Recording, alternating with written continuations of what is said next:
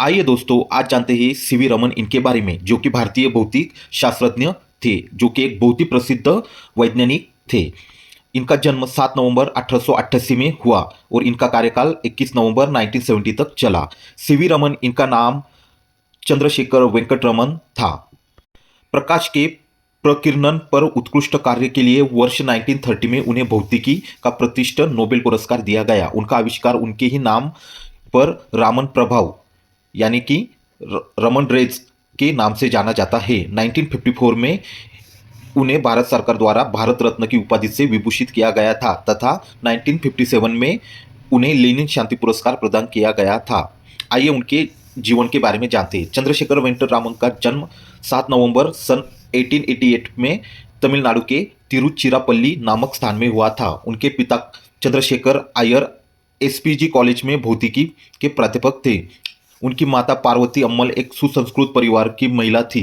सन 1892 में आपके पिता चंद्रशेखर अय्यर विशाखापट्टनम के श्रीमती एवीएन कॉलेज में भौतिकी और गणित के प्राध्यापक होकर चले गए। उस समय आपकी अवस्था 4 वर्ष की थी। आपकी यानी कि सीवी रमन इनकी प्रारंभिक शिक्षा विशाखापट्टनम में हुई। वहाँ के प्राकृतिक सौंदर्य और विद्वानों की संगति ने उनकी विशेष रूप से प्रभावित किया। अपने 12 वर्ष की अल्पावस्था में ही मैट्रिक की परीक्षा उत्तीर्ण कर ली, तभी उनकी श्रीमती एनी बेसेंट के भाषण सुनने का सौभाग्य उनको प्राप्त हुआ। उनके लेख पढ़ने को मिला। उन्होंने रामायण महाभारत जैसे धार्मिक ग्रंथों का अध्ययन किया। इससे उनके हृदय पर भारतीय गौरव की अमिट छाप पड़ गई। उनके पिता उच्च शिक्षा के लिए विदेश भेजने के पक्ष में थे, किंतु एक ब्रिटिश डॉक्टर ने उनके स्वास्थ्य को देखते हुए विदेश न भेजने का परामर्श किया। फलत उनको स्वदेश में ही अध्ययन करना पड़ा। उनके सन 1903 में चेन्नई के प्रेसिडेंसी कॉलेज में उनको प्रवेश मिला। यहाँ के प्राध्यापक उनकी योग्यता से इतने प्रभावित हुए कि उनको अनेक कक्षाओं में उपस्थित होने से छूट मिल गई। उनकी बीए की परीक्षा में विश्वविद्यालय में अकेले ही प्रथम श्रेणी उनको मिली। उनको भौतिकी में स्वर्ण पदक भी दिया गया। उनको अंग्रेजी निबंध पर भी पुरस्कृत किया गया। उनको 1907 में मद्रास विश्वविद्यालय में गणित में प्रथम श्रेणी में एमए की डिग्री विशेष योग्यता के साथ हासिल हुई। उन्होंने इसमें इतने अंक प्राप्त किए थे जितने पहले किसी ने नहीं किए थे। अपने शिक्षार्थी के रूप में उन्होंने कई महत्वपूर्ण कार्य किए। सन 1906 में उनको प्रकाश विवर्तन पर पहला शोध पत्र उनका लंदन की फिलोसॉफिकल पत्रिका में प्रकाशित हुआ। उसका शीर्षक था आयताकृत छिद्र के कारण उत्पन्न असीमित विवर्तन पट्टियां। जब प्रकाश की किरणें किसी छिद्र में से अथवा किसी अपारदर्शी वस्तु के किनारे पर से गुजरती है तथा किसी पर्दे पर पड़ती है, तो किरणों के किनारे पर मंद, तीव्र अथवा रंगीन प्रकाश की पट्टियां दिखाई देती है। यह घटना विवर्तन कहलाती है। विवर्तन गति का सामान्य लक्षण है। इससे पता चलता है कि प्रकाश तरंगों में निर्मित है। उन दिनों उनके समान प्रतिभाशाली व्यक्ति के लिए भी वैज्ञानिक बनने की सुविधा नहीं थी। अतः उनको भारत सरकार के वित्त विभाग की प्रतियोगिता में बिठाया गया। उन प्रतियोगिता परीक्षा में भी प्रथम आए और जून 1907 में उन्होंने असिस्टेंट अकाउंटेंट जनरल बनकर कलकत्ते चले गए। उस समय ऐसा प्रतीत होता था कि उनके जीवन में स्थिरता आ गई है। उनको अच्छा वेतन मिला और अकाउंटेंट जनरल भी वो बने। बुढ़ापे में भी उच्च पेंशन प्राप्त कर सकते थे। पर वह एक दिन कार्यालय से लौट रहे थे कि एक साइन बोर्ड देखा जिस पर लिखा था वैज्ञानिक अध्यापन के लिए भारतीय परिषद, Indian association for cultivation of science. मानो उनको बिजली का करंट छू गया। तभी वह ट्रॉम से उतरे और परीक्षक कार्यालय में पहुंच गए। वहां पहुंचकर उन्होंने परिचय दिया और परीक्षक की प्रयोगशाला में प्रयोग करने की आज्ञा पा ली। तत्पश्चात उनकी बदली पहले रंगून और फिर नागपुर को हो गई। अब उनके घर में ही प्रयोगशाला बना ली थी और समय मिलने पर वह उसी में प्रयोग करते थे। सन 1919 में आप उनको तबादला फिर कलकत्ता हो गया, तो यहाँ पर परीक्षक की प्रयोगशाला में प्रयोग करने का फिर अवसर मिल गया। उनके यह क्रम सन 1917 में निर्विघ्न रूप से चलता रहा।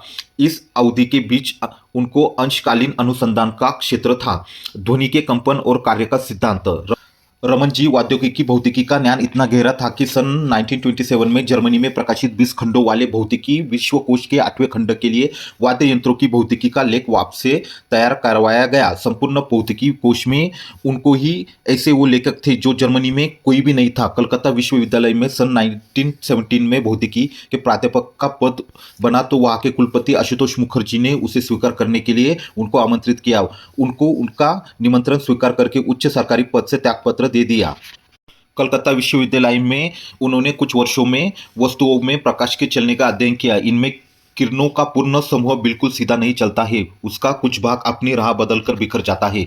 सन 1921 में उनको विश्वविद्यालय की कांग्रेस में प्रतिनिधि बन गए। ऑक्सफर्ड गए। वहाँ जब अन्य प्रतिनिधि लंदन में दर्शनीय वस्तुओं को देख अपना मनोरंजन कर रहे थे, वहाँ उन्होंने सेंट पाल के गिरजाघर में उसको फुसफुसाते गलियारों का रहस्य समझने में लग गए थे। जब उनको जलयान से स्वदेश लौट रहे थे तो अपने भूमध्य सागर के जल में उनको अनोखा नीला व दुधियापन दिखा।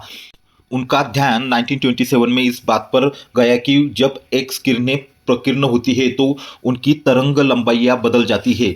तब प्रश्न उठा कि साधारण प्रकाश में भी ऐसा क्यों नहीं होना चाहिए। आपने पारद आर्क के प्रकाश का स्पेक्ट्रम स्पेक्ट्रोस्कोप में निर्मित किया। इन दोनों के मध्य विभिन्न प्रकार के रासायनिक पदार्थ रखे तथा पारद आर्क के प्रकाश को उनमें से गुजार कर स्पेक्ट्रम बनाए। उन्होंने देखा कि हर एक स्पेक्ट्रम में अंतर पड़ता है, हर एक पदार्थ अपनी अपनी प्रकाश का अंतर डालता है।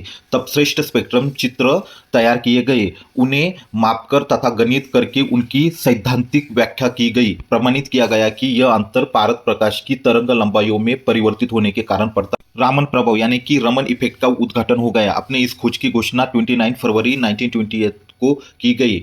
उन्होंने सन 1924 में अनुसंधानों के लिए रॉयल सोसाइटी लंदन के फेलो बन गए। रमन प्रभाव के लिए उनको 1930 में नोबेल पुरस्कार दिया गया। रमन प्रभाव के अनुसंधान के लिए नया क्षेत्र खुल गया।